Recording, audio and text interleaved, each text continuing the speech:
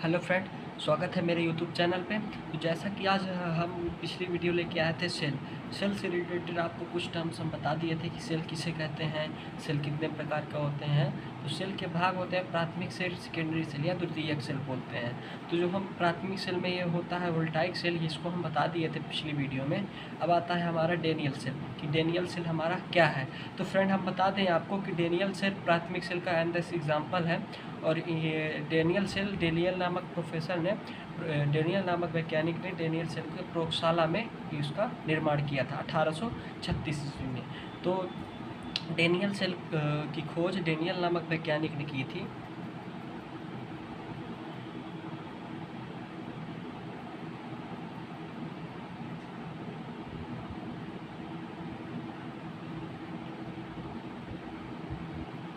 ईस्वी में की थी, ठीक है।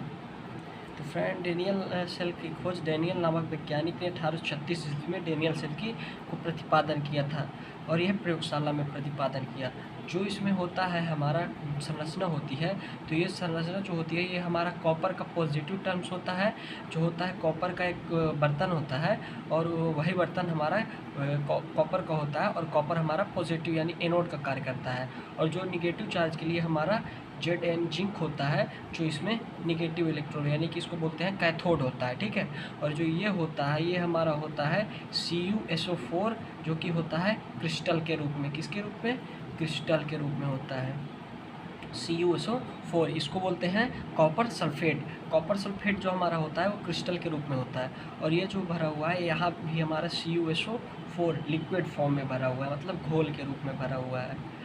और हमारा जो ये है इसके अंदर ये जो भरा हुआ है ये H2SO4 है। H2SO4 गंधक काम या सल्फ्यूरिक अम्ल, आपतानुगंधक काम लोग बोलते हैं, सल्फ्यूरिक अम्ल जो भी हो, ये दोनों चीज़ है, ठीक है। तो ये हो गया हमारा, देखिए कुछ तरह से कॉन्स्ट्रक्शन। और ये जो है ये हमारा ये छिद्रयुक्त बर्तन है। क्या है? छिद्रयुक्त बर्तन है। तो फ्रेंड इसको ध्यान देने वाली बात है कि जब डेनियल नामक वैज्ञानिक ने 1836 ईस्वी में इस सेल का प्रतिपादन किया, तो इसमें कुछ निम्न प्रकार से टर्म हुआ कि इसमें जो हमारा कैथोड होता है वो निगेटिव जिंक होता है और जो पॉजिटिव होता है वह तांबे का बर्तन ही होता है और उसमें एनोड का काम करता है, ठीक है। और इसमें क्रिस्टल के रूप में CuSO4 जो होता है और इस लिक्विड फॉर्म में CuSO4 होता है यानी कि कॉपर सल्फेट का घोल होता है, तथा H2SO4 यानी कि ये जो दो चीज़ें हैं दिख रही हैं आपको, ये दोनों चीज़ें हमारा इलेक्ट्रोलाइट है। इलेक्ट्रोलाइट, ये हमारा दोनों इलेक्ट्रोलाइट है, ठीक है। तो अब देखिए किस प्रकार से हमारा मतलब कि वर्क करता है। तो जब हमारा इसमें रासायनिक क्रिया होगी, केमिकल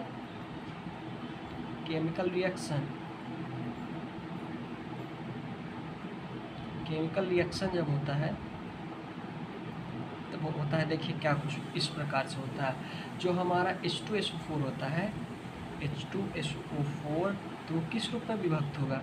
H2 प्लस में होता है और होता है SO4 माइनस का 2 होता है, ठीक है। और ये होता है 2H प्लस का H2SO4 निगेटिव चार्जेस में होता है, ठीक है। जो होता है मतलब कि जब केमिकल रिएक्शन होता है, जब ये टूटता है इलेक्ट्रोलाइट H2SO4 और यहाँ पे छिद्र बर्तन है, तो यहाँ से बाहर निकलता है, कहाँ पे जाएगा? ये जाएगा CuSO4 के घोल में। तो CuSO4 जब कैथोड पर लोड होता है, तब देखते हैं कैथोड पर क्या होगा फ्रेंड, चलिए देखते हैं।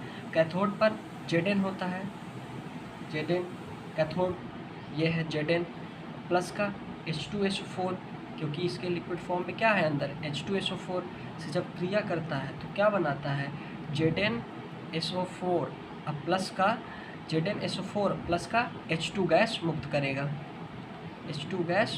ये गैस का होता है सिंबल, गैस का ये रासायनिक क्रिया है।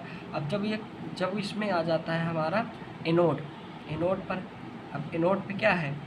एनोड पे हमारा CuSO4 है, यानी कि CuSO4 प्लस का H2 से जब क्रिया करेगा भाई, जेड सल्फेट तो अंदर बना लिया, यानी से यहाँ से निकलेगा हमारा ZnSO4 प्लस गैस जो होगी, गैस हमारा इसमें जमा होने का कार्य करेगा। तो हमारा जो कॉपर सल्फेट है तो वो गैस से क्रिया करके क्या बनाता है? H2SO4 H2SO4 प्लस का हमारा Cu कॉपर बनाता है।